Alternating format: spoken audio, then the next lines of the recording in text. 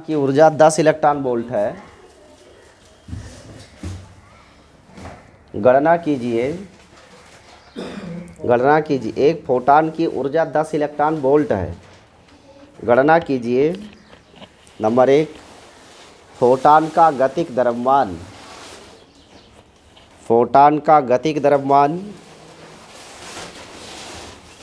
दूसरा फोटॉन की आवृत्ति,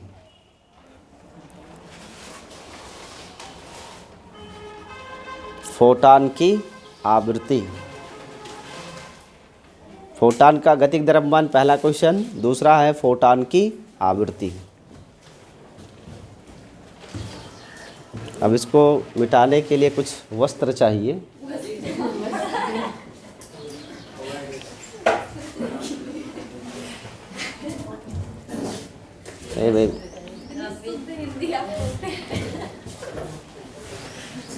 तो इस प्रश्न में क्या क्या दिया है भाई?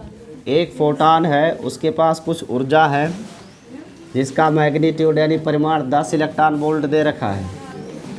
पूछा इस फोटॉन के लिए गतिक द्रव्यमान क्या है, और दूसरा इस फोटॉन के लिए आवृत्ति का मान क्या है।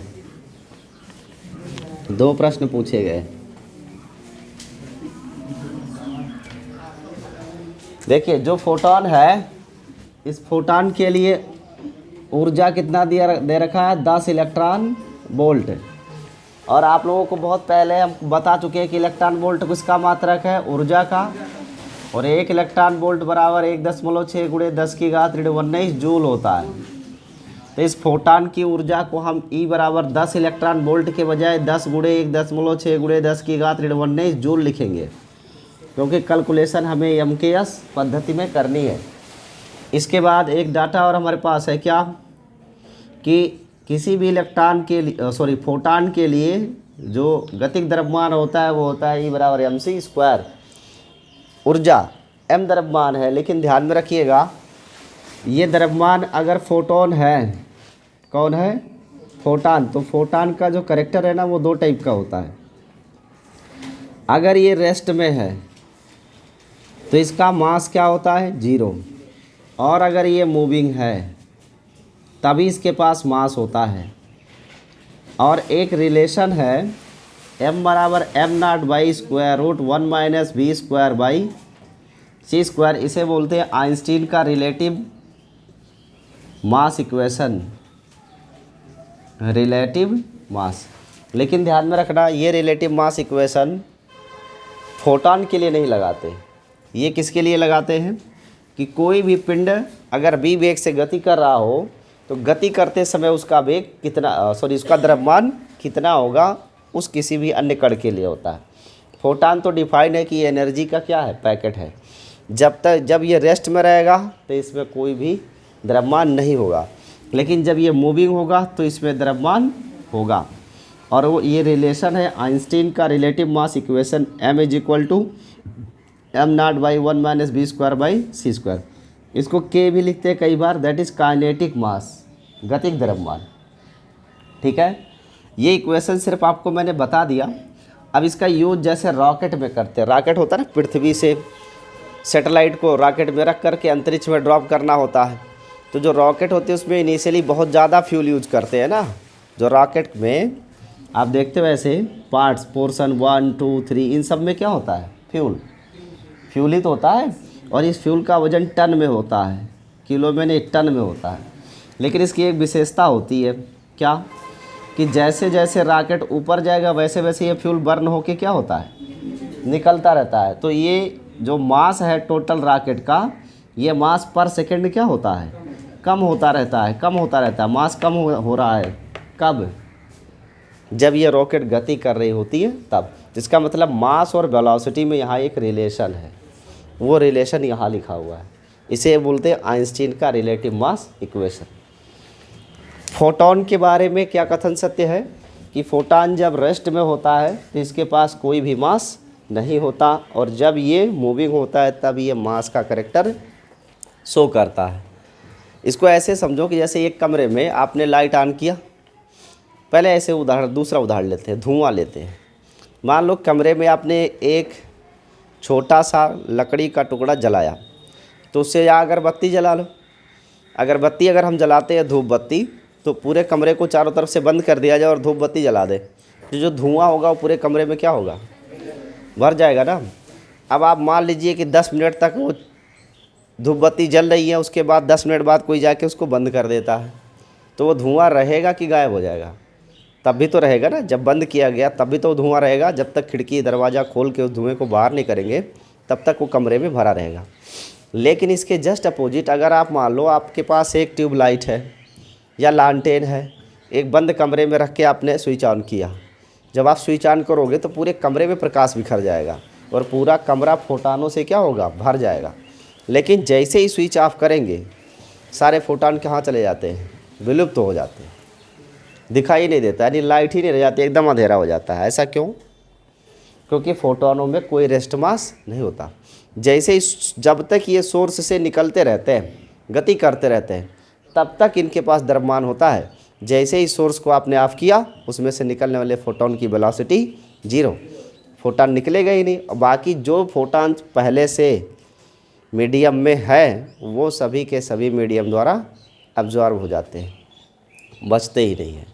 तो रेस्ट मास 0 होने की वजह से ही सारे फोटोन क्या होते हैं, विलुप्त हो जाते हैं। ये करेक्टर इसका है, इसको समझना थोड़ा कठिन है, एक्सप्लेन करना और भी कठिन है, क्योंकि जानते हो इतने बड़े बड़े साइंटिस्ट इसको एक्सप्लेन करते करते जो है दुनिया से चले गए। तो बस इतना समझ के रखो, ये जो मूविंग स्टेट में अगर फोटोन होगा तो इसके पास एनर्जी होगी, अगर रेस्ट में होगा तो कोई एनर्जी नहीं होगी। तो कमरे में भरा हुआ पूर्तिया प्रकाश से भरा हुआ कमरा अचानक स्विच ऑफ करने पे एकदम अंधेरे में तब्दील हो जाता है, यानी बदल जाता है। उसका कारण क्या है? फोटानों में कोई भी रेस्ट द्रव्यमान नहीं होता, नहीं तो ये भी एग्जिस्ट करते, लेकिन एग्जिस्ट नहीं करते। तो ये ध्यान में रखना है कि फोटान में मास तभी होगा जब वो कब हो, मूविंग स्टेट में। अब प्रश्न में आपसे पूछा है कि इस फोटान का मूविंग यानी गतिक द्रव्यमान क्या है, यही तो पूछा है ना। तो गतिक द्रव्यमान इस इक्वेशन से नहीं निकालेंगे, इस इक्वेशन से नहीं निकालेंगे। क्यों? क्योंकि इस इक्वेशन में ये m0 क्या होता है, रेस्ट मास, और फोटान में कोई रेस्ट मास। सीधे सीधे किसका इक्वेशन लगाएंगे, आइंस्टीन का, E = mc²। इस समीकरण में से अगर m निकालना हो तो क्या लिखेंगे, E/c²। तो इस पहले रिजल्ट का परिमाण हम यहाँ से निकाल सकते हैं, गतिक द्रव्यमान E/c², और E की वैल्यू 16 × 10⁻⁻19 है, बटे c क्या है, स्पीड ऑफ लाइट, और स्पीड ऑफ लाइट होती है 3 × 10⁸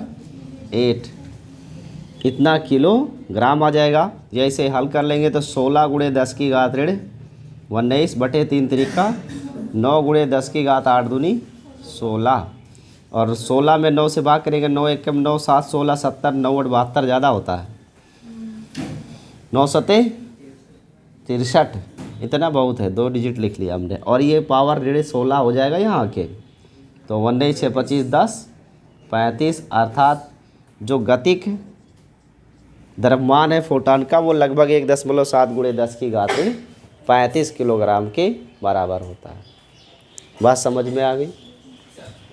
दूसरा पॉइंट क्या पूछा है, आवृत्ति कितनी होगी।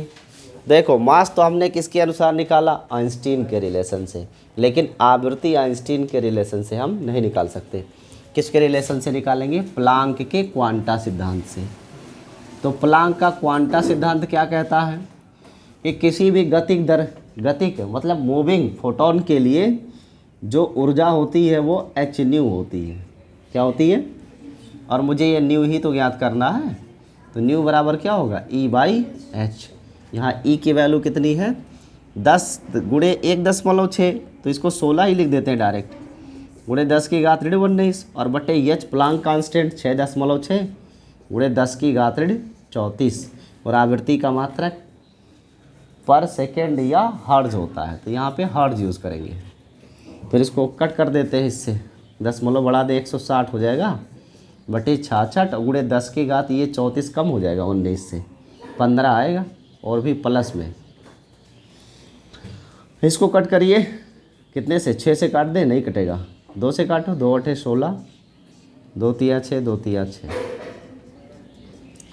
फिर ये किससे कट सकता है, किसी से नहीं। अब इसको पहाड़ा पढ़ना पड़ेगा आपको, 33 × 2 = 66, 33 × 2 = 66, 14 यानी समथिंग समथिंग आया, कितना आएगा बताओ? 2.4 करके आएगा, 48 इंटू 10⁻15 हर्ट्ज। ये लगभग में मैंने बताया, आप लोग कैलकुलेट कर लीजिएगा। तो हम प्लांक सिद्धांत से फोटोन की आवृत्ति ज्ञात कर सकते हैं। अगर इक्वेशन में वेवलेंथ भी पूछे ना तो भी इसी सिद्धांत का उपयोग कर सकते हैं, क्योंकि इसे hc/λ भी लिख सकते हैं। तो आवृत्ति पूछा तब भी प्लांक सिद्धांत यूज़ करिए, क्वांटम सिद्धांत। और अगर वेवलेंथ पूछता है फोटोन की तब भी क्वांटम थ्योरी आप यूज़ करिए, ठीक है। और बाकी अगर काइनेटिक मास गतिक द्रव्यमान पूछ रहा है तो वो किससे आएगा? आइंस्टीन के रिलेशन से आएगा। आई बात समझ में? नोट किया जाए, फिर अगला क्वेश्चन कराते हैं आपको। एक फोटान जिसकी ऊर्जा 10.2 इलेक्ट्रॉन वोल्ट है,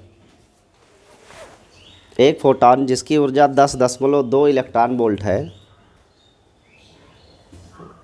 किसी उत्तेजित हाइड्रोजन परमाणु से उत्सर्जित होता है। किसी उत्तेजित हाइड्रोजन परमाणु से उत्सर्जित होता है, गणना कीजिए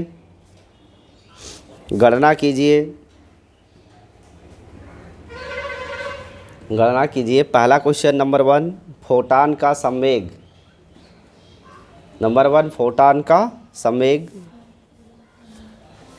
नंबर 2 परमाणु के प्रतिक्षेप का संवेग,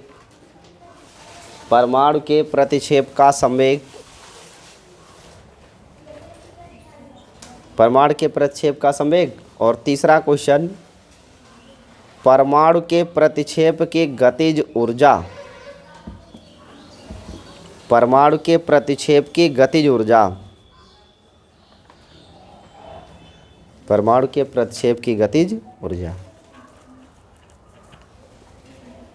तो इस प्रश्न में जो आंकड़े दिए गए हैं उन आंकड़ों के अनुसार मैं आपको समझाता हूँ। कह रहा है एक हाइड्रोजन का परमाणु है, हाइड्रोजन परमाणु को बेसिकली प्रोटॉन कहते हैं। तो एक हाइड्रोजन परमाणु है और यहाँ कोई इलेक्ट्रॉन है, वही इलेक्ट्रॉन, एक ही इलेक्ट्रॉन है वो जो चक्कर लगा रहा है इसके चारों तरफ। ये मूविंग या रिवॉल्विंग इलेक्ट्रॉन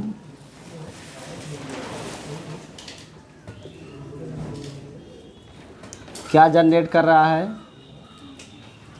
फोटॉन्स जनरेट कर रहा है, लेकिन किस स्टेट में है? एक्साइटेड, उत्तेजित अवस्था। देखो जब कोई परमाणु उत्तेजित अवस्था में होता है तभी उसमें से प्रकाश ऊर्जा का उत्सर्जन होता है। ऐसा कॉन्सेप्ट किसने दिया था? नील्स बोहर ने। रदरफोर्ड ने तो कह दिया था कि नाभिक के चारों ओर चक्कर लगाता हुआ इलेक्ट्रॉन सदा ऊर्जा का उत्सर्जन करता है, जो ऊर्जा उत्सर्जन करता है उसे प्रकाश ऊर्जा कहते हैं।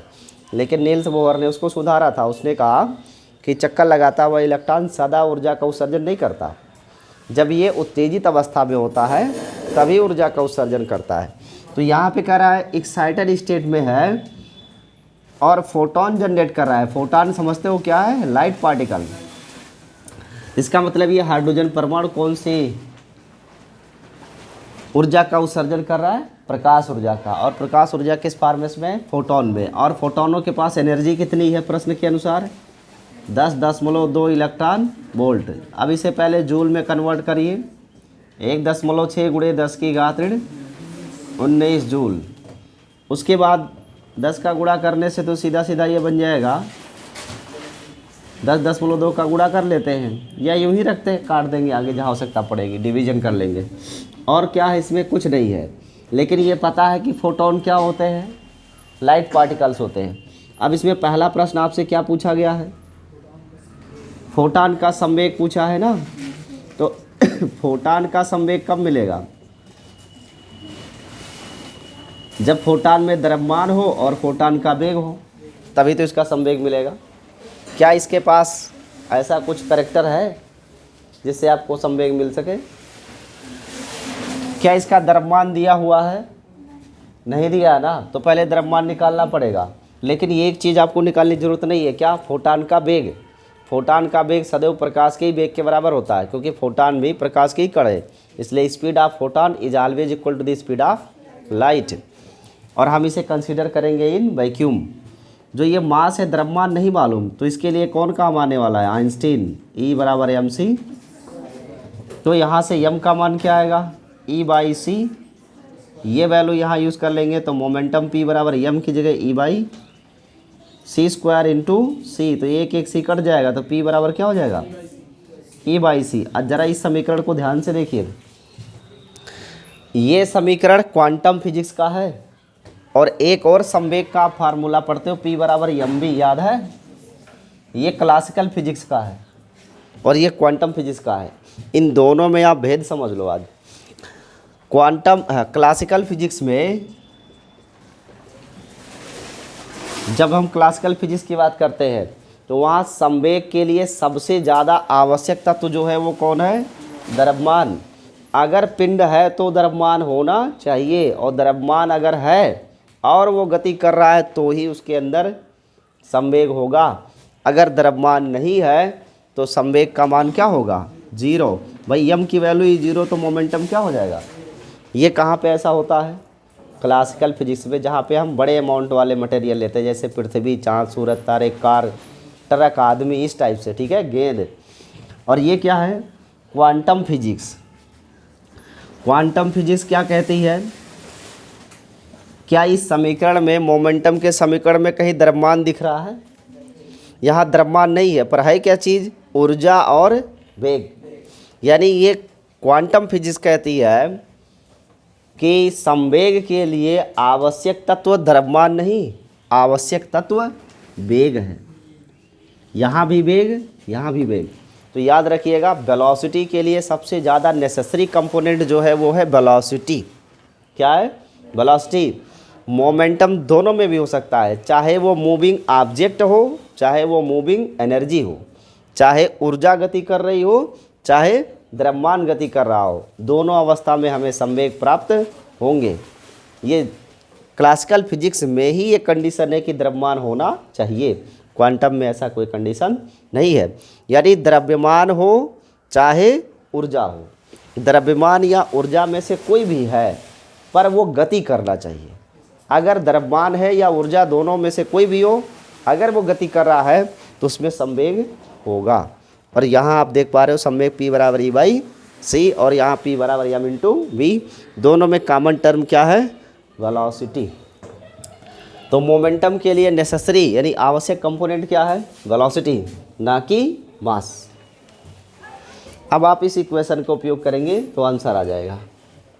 E का मान कितना दिया हुआ है, 10.2 इंटू 1.6 इंटू 10 पावर -19 जूल बटे c, speed of light, photon की स्पीड 3 इंटू 10 पावर 8। और संवेग का मात्रक क्या होता है, संवेग का मात्रक क्या होगा, द्रव्यमान गुणे वेग, यानी किलोग्राम मीटर पर, या इसे और कुछ भी लिख सकते हैं, किलोग्राम मीटर पर सेकेंड स्क्वायर लिख दे, बट उसे मिलेगा क्या, न्यूटन इंटू सेकेंड आ जाएगा। इसे आप डिवाइड कर लीजिए, 3 तरीक का 9 और 3 चौको 12 गुणे 1.6 गुणे 10 की घात 19 और 8 जुड़ के कितना हो जाएगा, 27 नेगेटिव में। इसे न्यूटन इंटू सेकेंड भी लिख सकते हैं, कैसे, किलोग्राम मीटर पर सेकेंड स्क्वायर इंटू सेकेंड लिख सकते हैं ना। और ये क्या है, बल का मात्रक, इसे न्यूटन लिखते हैं। तो मोमेंटम का एक यूनिट न्यूटन इंटू सेकेंड भी होता है। इसका गुणा करेंगे, 16 चौकी 64 का 4 हासिल 6, 16 3 48 और 6 54, और 2 अंक पहले, दशमलव गुणे 10 की घात ऋण 27 न्यूटन इंटू, ये आंसर होगा। ठीक है, इस क्वेश्चन को लगाने से ज़्यादा इसके तथ्य को समझना जरूरी है कि संवेग के लिए आवश्यक कण क्या है, आवश्यक जो क्वांटिटी या राशि है वह है वेग। लेकिन किसमें, चाहे वेग द्रव्यमान में हो चाहे वेग ऊर्जा में हो, यानी ऊर्जा गति कर रही है तो उसमें भी संवेग होगा, द्रव्यमान गति कर रहा है तो उसमें भी संवेग होगा। यानी संवेग के लिए द्रव्यमान और ऊर्जा की बाध्यता नहीं, बाध्यता स्पीड की है। दूसरा क्या पूछा है, हाँ, प्रतिक्षेप का। यह प्रतिक्षेप क्या होता है, प्रतिक्षेप को अंग्रेजी में रिकॉइल कहते हैं। देखो ये रिवॉल्विंग इलेक्ट्रॉन्स क्या जनरेट कर रहा है, फोटॉन्स, और ये फोटॉन ही तो आगे जा रहे हैं, ये फोटॉन्स है। अब आप इमेजिन करो यहाँ पे हमने क्या ज्ञात किया, मोमेंटम। अगर फोटॉन प्रकाश की चाल से आगे की ओर जा रहा होगा और इसमें मोमेंटम होगा तो संवेग संरक्षण के सिद्धांत से जितना फोटॉन का संवेग है उतना इस परमाणु का भी तो संवेग होना चाहिए, तभी तो दोनों बैलेंस होंगे। अब ये रिकॉइल इसे बोलते हैं, रिकॉइल मोमेंटम। क्या कहते हैं, रिकॉइल मोमेंटम, प्रतिक्षेप संवेग। बात समझ पा रहे हो आप? क्योंकि इस फोटॉन में संवेग है इसलिए इसके प्रतिक्षेप में परमाणु का भी संवेग होना चाहिए, और उतना ही संवेग होना चाहिए जितना फोटॉन का है, तभी संवेग संरक्षण का सिद्धांत लागू होगा ना। तो अगर प्रतिक्षेप पूछा गया है तो हम ये लिखेंगे इतना ही, लेकिन इसका just opposite, by conservation law of what, momentum, by conservation of momentum.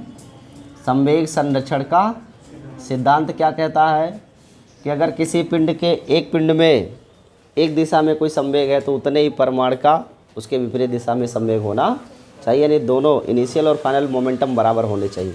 तो यहाँ एक कण है फोटॉन और एक कण है हाइड्रोजन।